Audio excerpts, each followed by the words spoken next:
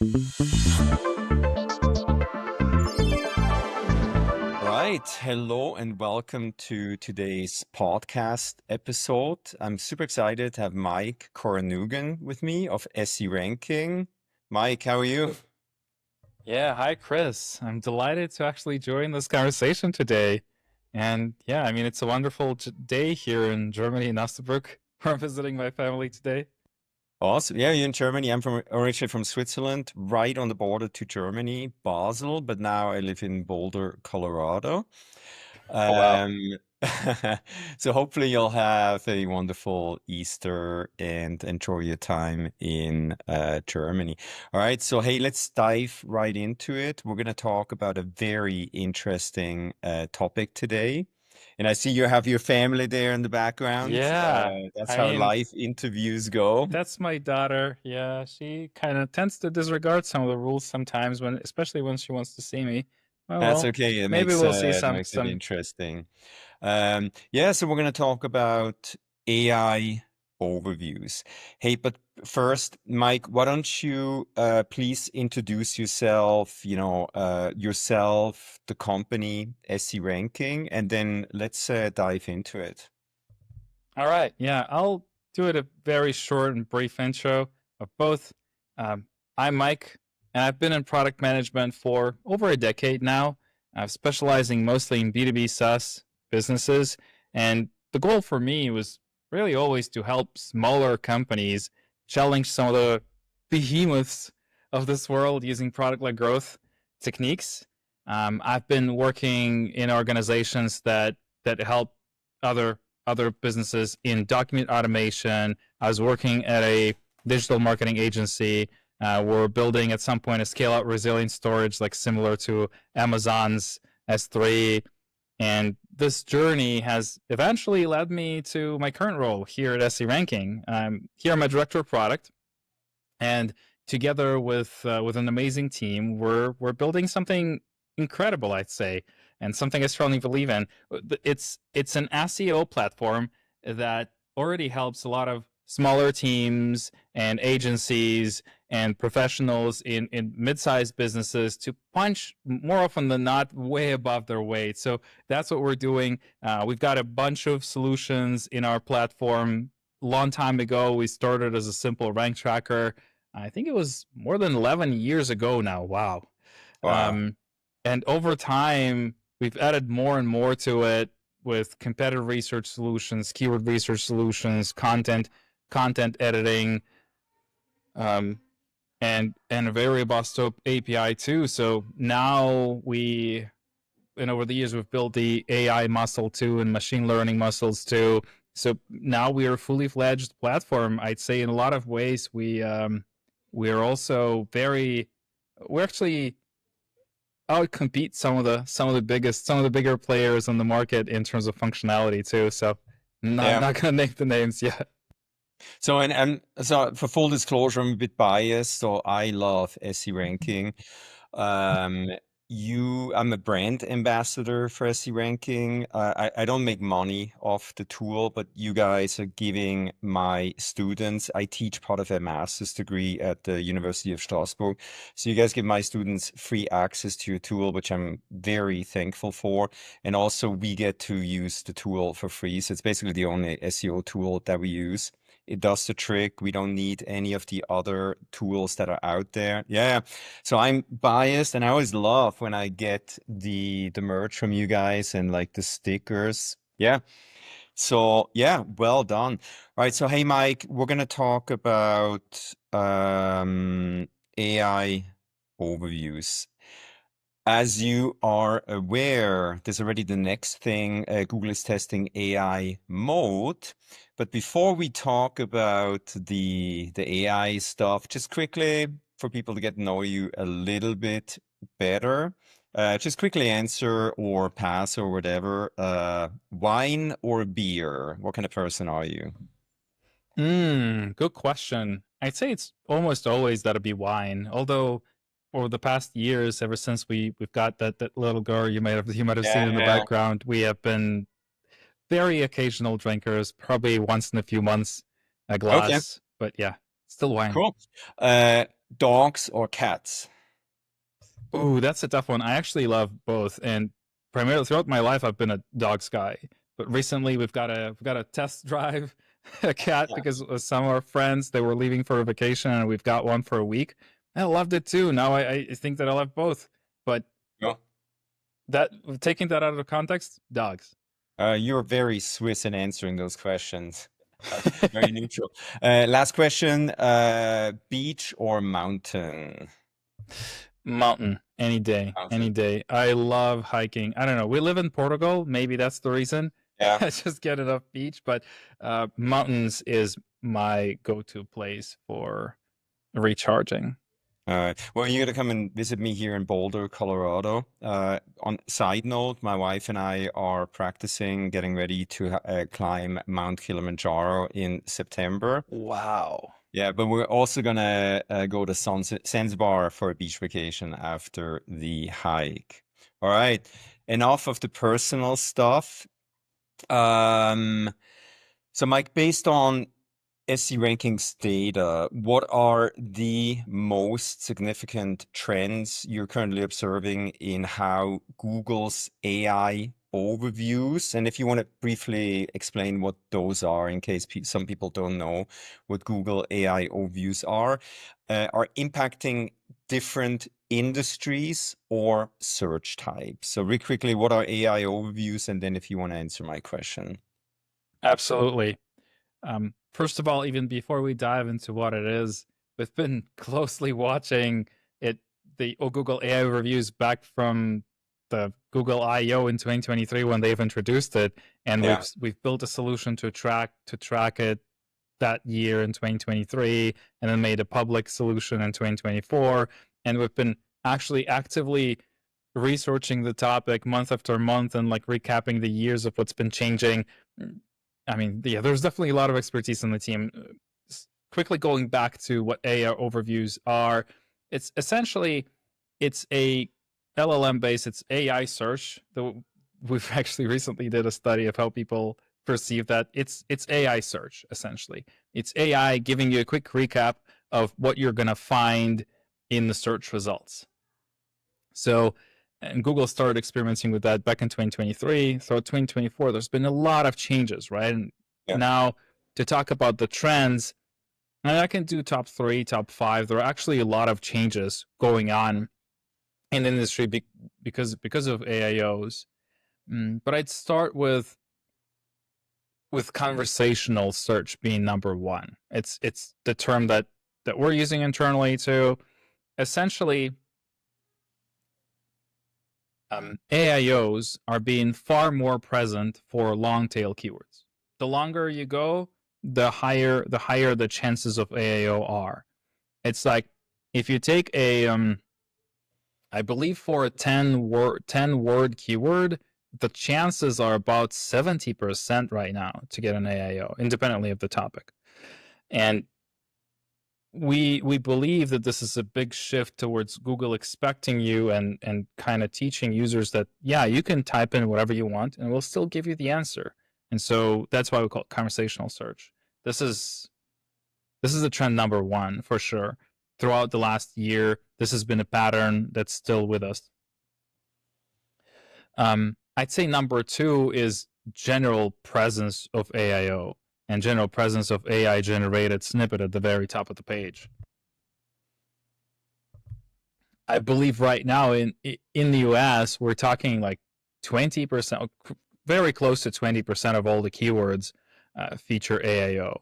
And it varies significantly by different industries, and this is going to be my number 3 point, but 20% is already a lot. Like Google started by targeting about 20% in, I believe, in early 2024, and then mid 2024 they dropped AIO's presence dropped to like 7% or something like this. So it was far lower, I believe 3 times lower than it is right now.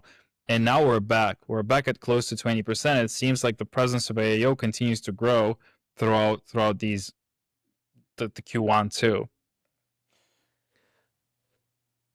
And I'd say another big one that I want to mention before we dive into discussing these, there are obviously more, is that different niches, different industries and topics, they have different trends in terms of AIOs. Like if you take sensitive questions like your money, your life, like this is a huge category. Yeah. There, the AIO presence is about 49%, which seems like a lot. But then when you distill it down into something like relationships, the presence of AIO is above 60%, I believe. And then when you look into politics, it's close to zero now, close to 1%, which seems to kind of support Google's statement even in late 2023 when they were saying, oh yeah, we're going to try our best not to interfere with any kind of, political information and news, etc. So it seems that they're still playing that safe. Another thing that really surprised me when we were doing the research for and recapping 2024 is that Google throughout 2024, they have been experimenting a lot with e-commerce requests. And for those, right now AIOs are almost non-existent. It seems that they still value conversion rate over the hype of AI, and probably AIOs have been hurting those, and people probably were just buying less, so they took it down. So it's almost non-existent. Yeah, I mean, so let's be clear and honest. So Google was caught off guard, right, when ChatGPT launched in November of 2022. Shocking, because they basically made the transformer technology open source, which then, ChatGPT and other tools, they took advantage of, right? So super interesting to see that Google was behind the ball. But I've been doing SEO for like 30 years now. Finally, something is happening that's different than the traditional stuff. So I'm personally extremely excited about Gen AI, Agentic AI, new features like AI overviews, AI mode, etc. Also, just a quick note, and maybe we can talk about this a little bit later. So I was invited immediately to talk about how AI is gonna, impact global SEO and digital marketing. And then I've been using or referring to myself as an international AI and SEO expert because I've been talking at conferences around the world about this stuff, right? Now, if you do a Google search for international AI and SEO expert, I show up in the AI overviews, and there's a link. It says, off bolder SEO marketing. And the link, the anchor text, it actually links to an AI and SEO webinar that we are doing later this month. So it's not just going to the homepage, but to relevant content. So these AI overviews are getting actually better and better and better. So I'm very excited about it.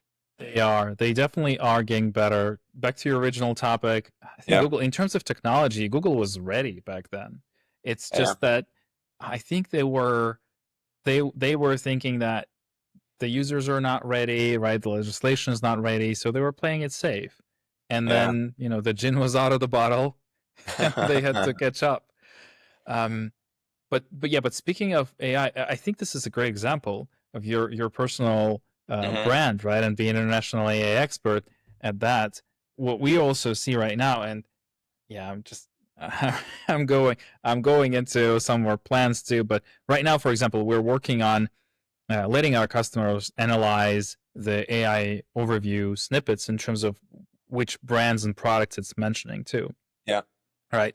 And with our early analysis, what we're seeing is that oftentimes it's the citations are actually trying to avoid relying on the links from those brands, meaning that they try to get kind of unbiased information from third-party sources to include you into the lists. Yeah. I mean, oh my God, I have so many more questions. Let's see how much time we have here. Well, let's tackle the next question. So how can SEO professionals like me best leverage SE Rankings AI Overviews Tracker, which is an awesome new feature, to adapt the strategies and maintain visibility in this new landscape? So maybe quickly explain very briefly, what is the AI Overviews Tracker, and then, if you can please answer my question. Yeah, I mean, basically, as I was mentioning before, we started as a rank tracker, right? And AI results tracker is an extension of that focuses specifically on this new and hot SERP feature, which is AI overviews. And what it does is it tells you for which keywords you've got AI overviews, and you can actually see how visibility is changing. And this is something that when we talk with our users, they say is critical to them, understanding how different keywords or how AI overuse presence is changing across the keywords that they're looking to rank for. Because still, so many SEO professionals are focusing on blue links, right? And it's important as there's a lot of organic overlap of what's being cited in the AIO versus what's available in top 20. But the first thing that you want to do is just track visibility, AIO availability and presence, right? So that's number one thing. And that's number one thing that we're hearing from SEO professionals who are working with AIOs. So they just want to see how, for these keywords, do we get AIOs reliably? Are they there every day? Are they just disappearing from week to week? Or these keywords are just not plain, aren't affected by AIOs at all right now, and we can just rely on traditional blue links performance. That's number one. Number two is, well, just understanding your website citation levels for AIO. Like how are you being cited there? That's number two. Number three is something that I've just been mentioning, understanding the overlap. Because for different keywords, the overlap of organic results versus what AIO is using for citations varies drastically. Sometimes it can be just as low as 15%, and sometimes it's 80. So you want to know how Google treats this topic, this keyword. Is it the same as SEO and you're safe and sound just following your regular practices, or you have to go above and beyond and look for other ways to get at the top of the page? I'd say these are the major ones right now. You can obviously also look into how different competitors are performing across AIO, who's getting out of citations and into them. But right now, it's presence, citations, organic overlap as some of the key metrics that people are leveraging on a day-to-day basis. Awesome. And obviously, I don't want to make this podcast a sales pitch, but I got into this very early. Been hosting webinars about it. We did host a half-day paid workshop a little while ago. So I'll drop the link to the workshop below in the description field of the video, and also guides that we're talking about. SE Ranking published some guides, so we'll make sure to check the description field of this video for additional information. All right, onward. Yeah, Chris, just to quickly jump in. I don't want it to sound and to appear like a sales pitch. I just really wanted to talk about like what customers want.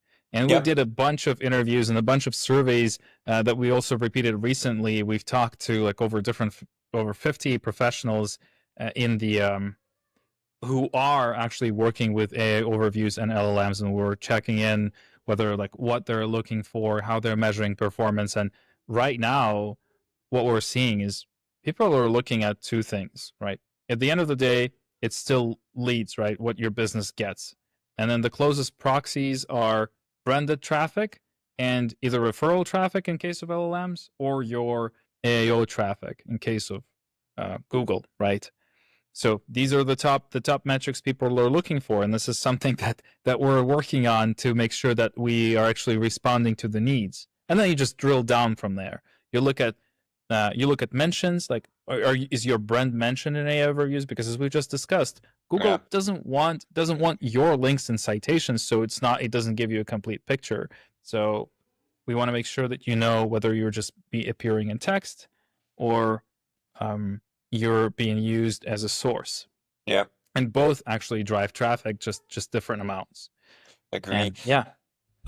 And by the way, so I mean, I do all the sales calls here, sales calls, I educate, but I do all the calls, and I'm more and more people are asking, hey, are you guys optimizing for AI overviews? So it's a real thing, right? People are starting to understand what it is, how important it is. They see, that more and more AI overviews are showing up. So that leads me to my next question. I have some strong opinions on that, but what are some practical tips for optimizing content to potentially appear in AI overviews? Love to hear your Oh, answer. yeah. This is definitely a hot topic, and it's also you'll hear as many opinions as Yeah. you'll talk with many different people. There are quite a few things, and when we talk with different SEO professionals and when we do research, we see that there are a lot of factors, right? I'll just name a few that people might want to focus on. Like number one, I've talked about long tail keywords. Yeah, go for those. I'd say Yeah. go for those zero search volume queries with 9, 10 keywords. Sorry, 10 words. That's what you want to include in your SEO strategy. Mm. On the technical side, we see that AOs like HTTPS websites dominate AO. I don't think you can actually be non-secure HTTP now in Yeah. rank at all. But just in case anybody missed that, that's still super important. And another point that's all jokes aside is structured data or schema markup, right? We're seeing that a lot of the tags are, it looks like LLMs are really looking at that, and both LLMs and Google specifically. So structured metadata and the nuanced metadata beyond just the title and description actually helps. Another one is probably not as actionable. What we see is AOs, they favor older websites, right? Older domains specifically, like especially those that have like 15, 20, 25 years. You probably, right? In that case, if you're starting a new project, this is advice that worked before too. If you can find a domain that's been there for some time, it's gonna help you advance much faster. And I guess the main point is that a lot of classic SEO techniques still work, because for a lot of keywords, you just want to see which ones have significant overlap with organic results. And yeah, Yeah. that's where And then, I mean, I'd so stop. one thing, it's the content, right? Make sure you actually write. Yeah. I mean, that's Yeah, just implied, right? Make sure you actually write 100%. original, not AI generated content, that's actually useful to people out there in combination with all the things that you said. And then one thing that's critically important is the EEAT of the EEAT score of the person that's actually publishing the content. So I've been doing this SEO stuff like 30 years. My EEAT score is extremely high. So if I publish a piece of content that follows all the things that you just discussed, right, I have a way better chance to rank in AI overviews and high in Google than somebody that has a lower EEAT score. So that's That's what true. I would Yeah, add to you. Yeah. Uh, for uh, sure, for sure. And yeah, as I was thinking about this, uh, I remember very recently our SEO team also did an experiment with creating a few smaller websites primarily with AI generated content, and yeah, the results are basically telling us the same thing. You want to use AI to speed up your work, but you don't want to rely on it for your personal bias, for expertise, for fact checking, right? It won't yeah. create the perfect content for you on its own, without you making decisions, without you being in the driver's seat of what exactly you're creating, what is the tone, and making sure that it sounds like an actual human and it's something that people would like. It's of no use. Yeah. So, and we developed our own AI agent where the AI is doing a lot of the research, but it's like, it's an AI assisted, human driven process. So that's what I would recommend at this point. Um, let's jump to the next question here. So beyond adapting to AI overviews, how else is AI changing the way SEO professionals should approach things like keyword research, content creation, and link building? I mean, that this is a very, very broad question. For sure. Yeah. Yeah. What are your Um, thoughts? I mean, you just talked about your tool. That's actually something that comes to mind first, or your approach rather, in general, Yeah. what you call micro SEO strategies. I think it's a brilliant example of using AI tools in general. Um, it's just it's just the way I think people should be optimizing their workflows. But then if we take that aside, I see a lot of professionals that we talk with, they take on similar approaches, although less sophisticated for sure. They would use LLMs to quickly find potential topics, right, that they're not covering, look for themes that competition is not covering, right? They basically they're a lot of SEO professionals are now relying on LLMs to do some of the basic research work that would otherwise took you hours, if not days sometimes, and now it's just a few minutes, which is amazing. So you can just extend, classic people also ask section in a lot of research tools and go beyond that and just ask AI for that. Or what we also see is um, some SEO professionals or some smaller teams, especially, they would heavily leverage LLMs for drafting the content too. Again, it all comes down to having a good prompt, but then you invest into it once, and then you iterate, and then you rely on it forever. It saves you hours and hours every week. In terms of keyword research, that's something that we've just talked about. I, there are a few things. One, um, longer tail keywords, right? You focus on those, and then with you can ask AI to actually generate prompts and help you understand how people will be asking similar questions for you to find those very low search volume keywords. It's a great tool for this, and it's something that I use often for my pet projects too. Um, I'd say in terms of not tools, but in terms of how work is being changed.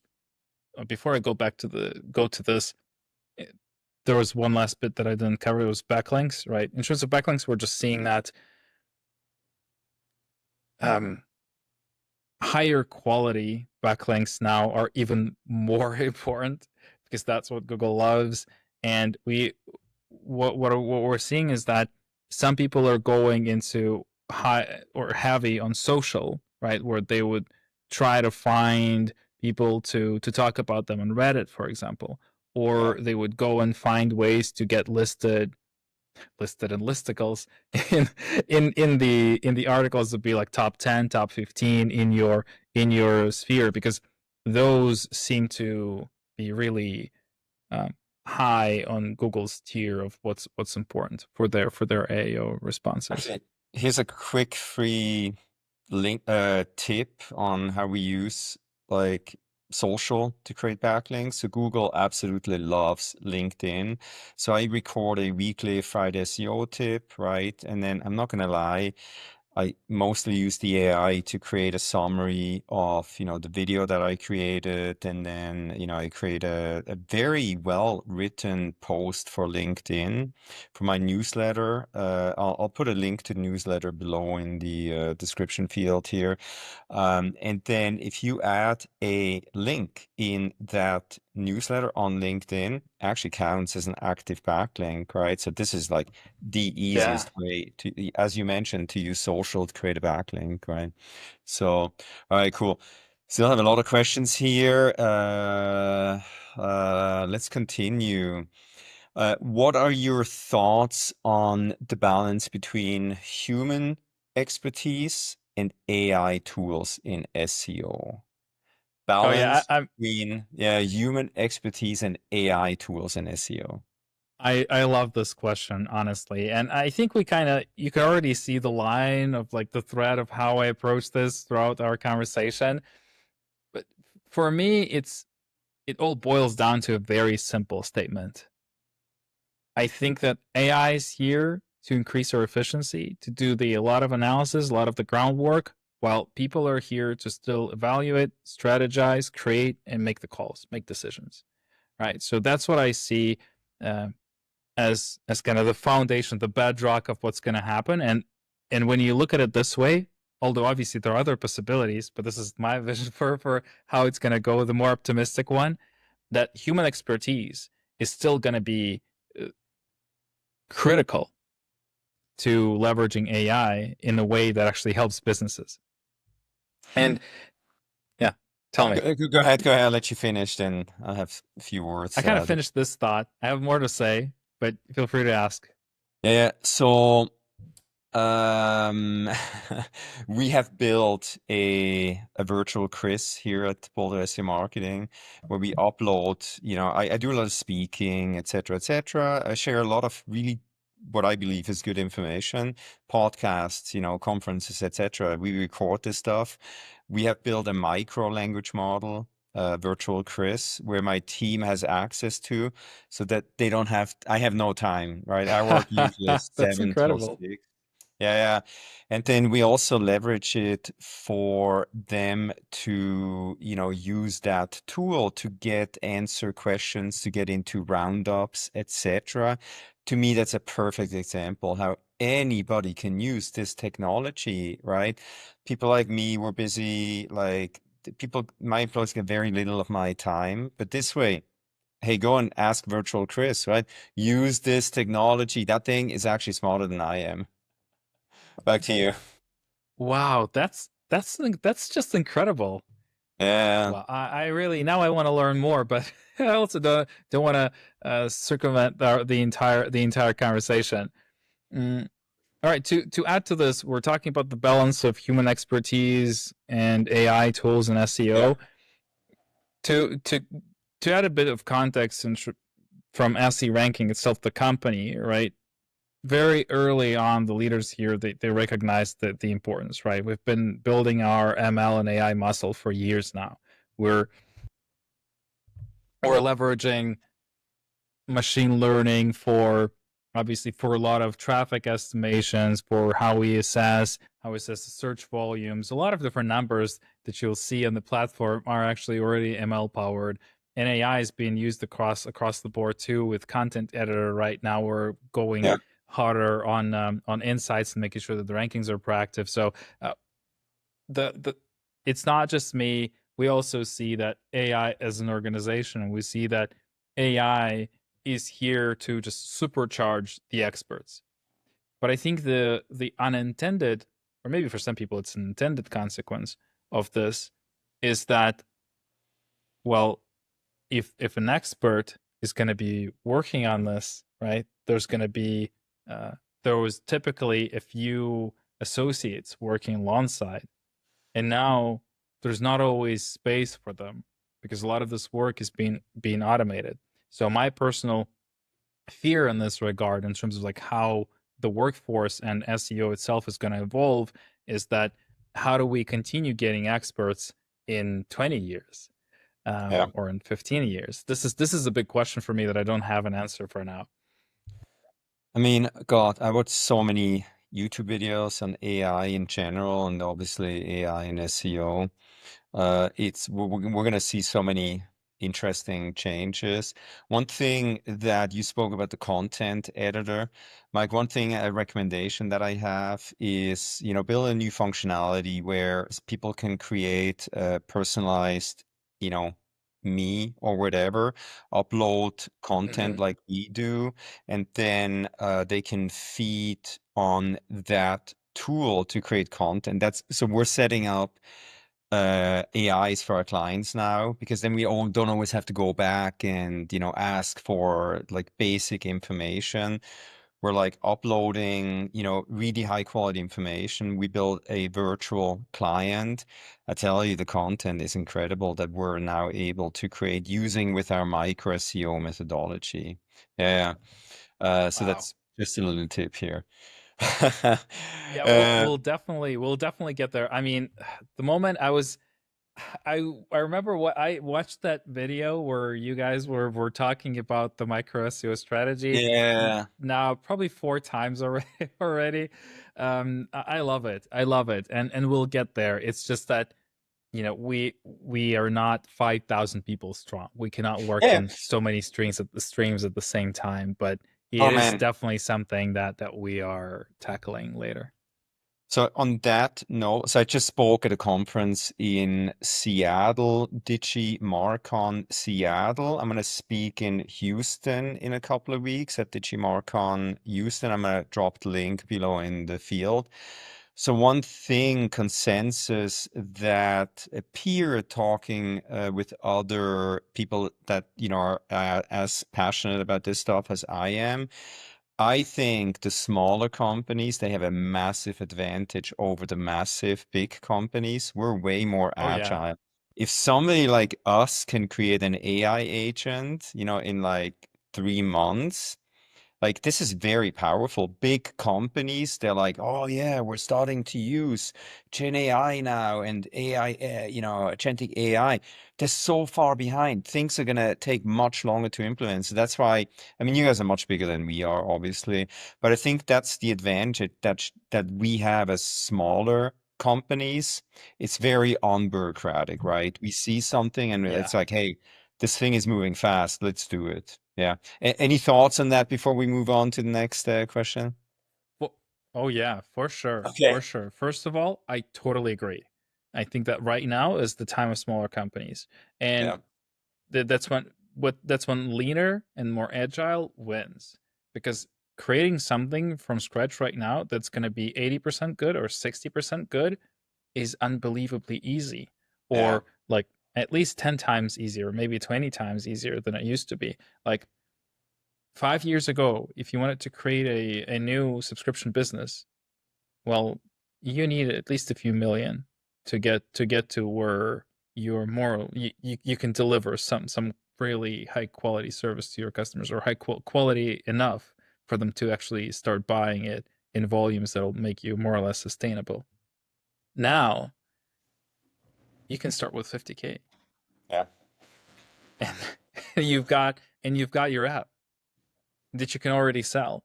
And with this kind of economy, you can compete with businesses in price too. Like if it costs you 50,000 to build this, and for somebody else it's dozens of millions, they have to charge $10,000 a year. You can charge 1,000. You can charge less. And actually, new opportunities open. I'm very sure that we'll see a stream of new applications focused on the bottom of the market, on freelancers, on very small businesses, where historically or different organizations are not focusing on. Yeah, so that's number And one. But still, yeah. you got to pick your battles. You still got to pick which areas you're going to be investing into, and Yeah. that's what we're doing. We're betting a lot of things, but still the list is limited. No, I agree. So talking about subscription models, so I'm going to drop a link to SE Ranking. Anybody can try your tool for free. I got a link where people can sign up. I think no credit card required for a month-long free trial. Warning, sales pitch. So if you want to try SE Ranking, it's an awesome tool. The link is below. Um, Gosh, we could talk for hours, but that's not possible. So let's look ahead quickly. What are your predictions for the future of search, particularly regarding the role of AI agents? That's a whole different topic, right? Agentic Yeah. AI, personalized search experiences, etc. Keep it short if you can. I think we're running out Oh, of time. keeping it short. All right, trying to keep it short. I'd say that extra personalized search results are already here. It's just that Yeah. they're not widespread. I'm using, for example, the browser's company Arc browser, and they already have this built-in personalized search results where you put in a query and it creates your personalized, essentially landing page summarizing all the information. I'm sure they'll soon be able to know all the context of all the queries in the past to further personalize that. And we already see that ChatGPT recently said that, yeah, we Yeah. now chat remembers all of the previous context too.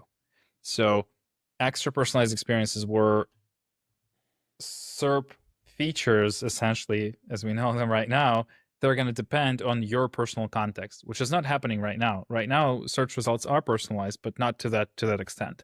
So that's number one. And number two, I'm thinking that agents are actually going to go further than that. And you'll be able either to ask right there or start with asking your agents to do the research for you, to maybe not the level of deep research that you're getting to get a white paper that's 27 pages long. No, but it'll do like, you want a new pair of trainers? Sure. It'll know all the details about you. It'll find it and tell you the exact size that you want, how you wanted the delivery. They'll know what date you want it for. So it's definitely happening. And the only thing that you'll have to do is to make a decision, to press the button to add to cart or maybe to check out. That's happening. Yeah. I mean, I think a lot of people are delusional about the fact that, we're in this in-between phase where this new technology emerged, November 2022. And we're going to, in probably the not so distant future, we're going to be at a point where these AI agents, it's just normal for me to say, hey, AI agent, order me, I need milk or whatever it is, right? It's just gonna happen, and that's where we're at. We're in this build-up phase, so I'm excited, a bit scared as well, but the future The will amazing tell. part the Go amazing ahead. part about it is that potentially it opens up a lot of opportunities for much smaller brands, Yeah. much smaller businesses, again, because at some point LLMs, what they're going to do once they have all the context, they're going to provide the information about the users that's aggregated, depersonalized for advertising purposes, for optimization purposes, for marketing purposes, for the organizations to know what kind of pockets of interest exist. And these are going to be far deeper than what we're used to right now. And this means that there are going to be far more smaller pockets, smaller niches for smaller businesses. So I'm potentially I'm very hopeful about this. I'm generally optimistic, but I'm sure that there are going to be far more newer opportunities than we can imagine. Oh yeah, absolutely. So talking about opportunities, can you talk about briefly the roadmap with SE ranking? Do you have new AI powered features coming out? What's on the horizon with SE ranking and AI tools and features, I mean, etc.? yeah, AI is big for us, for Yeah. sure. And in Q2 especially, I'll start with everything that we talked about, right? We've throughout Q4 and Q1, we've been talking with a lot of SEO professionals about their needs, how they want to approach LLM and AAO optimization. So now, empowered by this knowledge, we are building a set of tools that are focused specifically on optimizing for AAO and for LLMs. Right now we have the rank tracker for AAO. It's going to be extended with mention tracking, right? So if your brand is within the text, then we're Awesome. going to be adding the same thing for at least ChatGPT. We're considering others. Number two with our user base is Gemini, for example. So at least these two we're starting with. Then obviously, like, what are you going to track if you don't know the keywords, right? So we're extending the research tools with sections focused specifically on AAO, so you can see which keywords are producing the most AAO traffic for you or for your competitor, and so you can understand like what the organic traffic, like how you're ranking overall, which keywords you might want to focus on, right, in terms of AAO. Yeah. That's number three. And number four, of course, is LLM research. This is the biggest one. There are a lot of technological challenges in this, and we're already knee deep into the process of like creating all the infrastructure and like gathering the information so that we can make it available to you, so that you can tell, okay, here's my presence in like ChatGPT, but here are the brands that I'm competing against. And with that information, we're already starting the research process to be able to tell you what to focus on better. Our ML engineers are going to help us like understand the deep links, and we'll be able to decipher some of the parameters to help SEO professionals thrive in this world and not really be scared. Yeah, so this is a big area for us in Q2 and later this year for sure. Wow. Simply So because, yeah. interesting. So I always ask, when people find us, give us a call or send us an email. It's like, hey, what did you Google? Had a call last week. I think we're gonna end up working together. He's like, well, I use Perplexity, and Uh-huh. if you could do a Google search for SEO price guide in Perplexity, or I think most tools, right? It's a guide that we created using our micro SEO methodology. So he found us through we were one of the cited links, right? So this is what agencies, I think they're going to look for, right? I mean, this is reality. These tools, Gen AI tools, they will take a cut away from Google, and we're going to have to deal with it. We're going to have to be able to show clients. It's like, hey, we know how to optimize for these tools as well, and here's how it's working. So I'm excited to see what you guys are coming up with. I'm always excited when I get the emails with like product updates. So yeah, keep us posted, Mike. Yeah, you're going to be the first in line for sure. Sweet. Real quick, what are some common misconceptions about AI and SEO that you want to debunk? Maybe one or maybe two, just very briefly. I mean, there are definitely quite a few, but Okay. the one I hear the most is that SEO is dead, right? I hear it in a lot of sensationalist articles like every month, but then sometimes our customers will also bring it to us or some prospects, and they'll be like, "Oh, I read this article. It says it's going to be impossible to measure our performance to understand our visibility fully, or it's so unclear right now what to work on. Like, how do you do it?" In reality, I don't see SEO as dead. It's obviously transforming as we were discussing, and there's a lot of ambiguity, right? And people are scared for sure. But Yeah. right now, what's changing is how you appear in search results. It's not the game, but the SERP structure is evolving, right? Blue links are now essentially being phased out in favor of AAO. But the game is very similar. There are some new rules, but it's not the first time Google has introduced major changes. Now there are other players too. There is significant competition, but they are also using what's being called RAG. Essentially, they're enhancing LLM responses with current search results. And right now, you don't have to say ChatGPT, "Hey, I need this to be a search request." It knows already. It looks Yeah. at the context. It looks at are you talking about a date? Are you talking about a place? If it's location specific, time specific, it is going to enhance the results, because traditionally LLMs, even though most of them are using data up to like mid 2024 or something like that, and even if it's before that date, they won't be able to comprehend and remember, quote unquote, everything correctly, right? They're far better at summarizing the search results. So in that regard, search is still going to be there to enhance the LLM experience. It's just the other way around now, right? It's going to be LLM first, but then search is enhancing it with the data. So I'd say, yeah, number one and the biggest one is that SEO is dead. I'd say it's not, at least not yet, not for the next few years. We don't have any other technology that would provide us anything close to help enhance the LLM results. So yeah, core methods: build trust, create valuable content, right? Optimize for user intent, get authoritative backlinks. They're still here. You still want to follow them. There are more nuances. It's getting harder because there are more people on the internet too and more businesses, but it's not the end of the world. Yeah. So I'm actually I had two more questions. I'm gonna combine them into one question because we already spoke about some of the content. So are tools like SE ranking, are they're gonna go away because of these AI tools are getting more powerful. And if you follow certain people on LinkedIn, other experts, they're like, well, I'm just using this tool now. I'm gonna ditch, this and this SEO tool.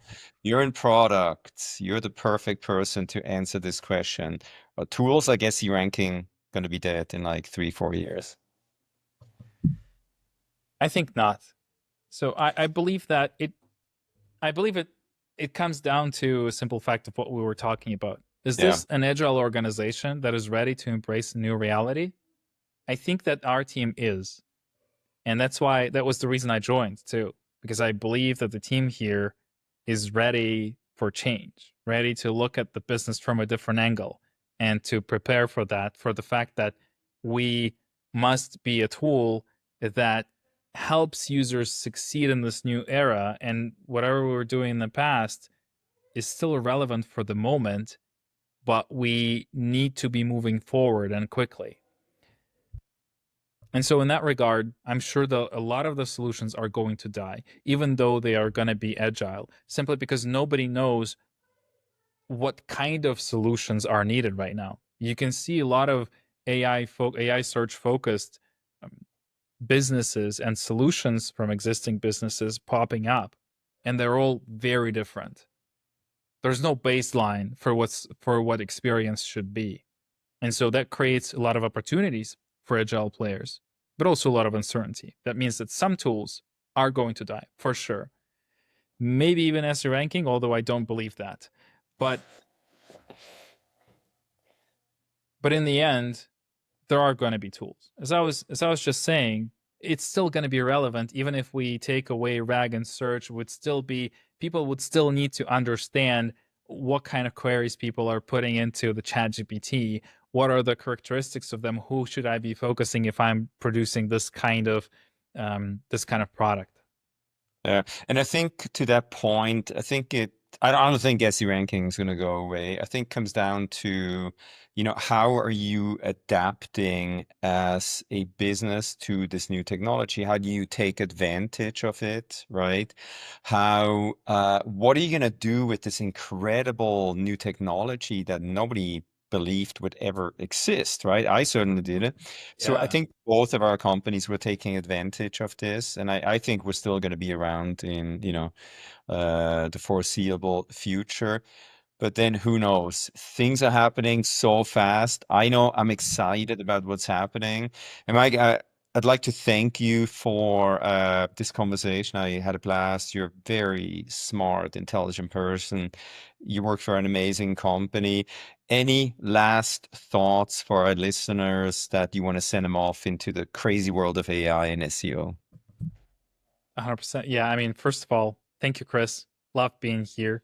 Hope people like our conversation too. And I'd say the last words would be around the AI and the opportunities. The only thing I could say is just don't be afraid. Don't get stuck in the ways things are done. Just be open to new things. Experiment. Right now is the time of experimentation because things are changing. People who experiment are going to come out on top. The more mistakes you make, probably the higher on top you're going to be in a few years. I completely agree. That's how I built my business. I made a lot of mistake in a short amount of time. Luckily I learned from it, and like all in, like embrace this new craziness, all this new technology stuff that comes out. For us, it's a gold mine. So I couldn't agree more with you, Mike. Again, this was a pleasure. We should do this again, maybe in a year from now. That's like a lifetime in terms of AI. Yeah. See where we're at, or maybe sooner. Yeah, thanks so much, Mike. I had a blast, and hopefully our listeners enjoyed this conversation. Feel free to reach out. Again, check the links below in the description field of this video. Mike, and have a great Easter. Enjoy time with your family. Your daughter has patiently been waiting for this interview to be over. Yeah, Yes. we'll talk soon again. Thank you, Chris. Thank you for an amazing conversation. Happy Easter, and bye. Thank you. Bye, everybody. Thanks, Mike.